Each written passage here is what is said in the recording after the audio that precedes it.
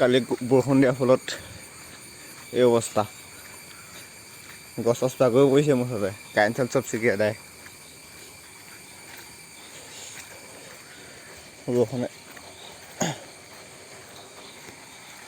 সেইফালে তাত পৰিলে, এইফালে তাত পৰিলে, মানে দুটা তিনিটা জেগাত পৰিছে আৰু। এইফালে কঁঠালৰ ডাল ভাগি পৰিলে ৰাতি।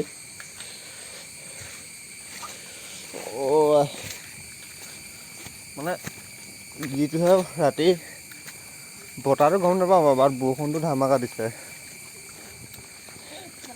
আৰু এইফালে বহুত কলৰ বাৰীও নষ্ট হৈ গ'ল বৰষুণ দিয়াৰ ফলত।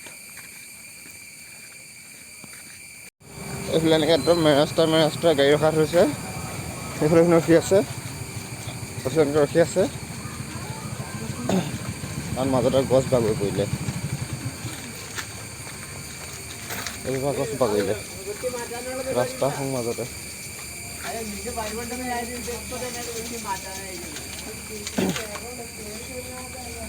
এতিয়া একদম চাৰে যাবলগীয়া হৈ গৈছে, ডাঙৰ গছজোপা বাগৰি পৰিলে।